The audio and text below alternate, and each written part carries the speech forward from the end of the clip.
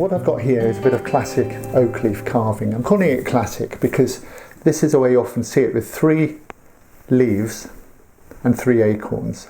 Now you could do this as a high relief carving by cutting away the background like a normal relief, but it's much easier to cut this out and glue it down with the paper sandwich method.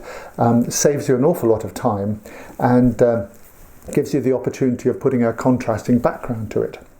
You would pin this through points like in the veins or in the between the acorns. You would pin this to the background as well as gluing it. This is what you call appliqué, French for applied carving.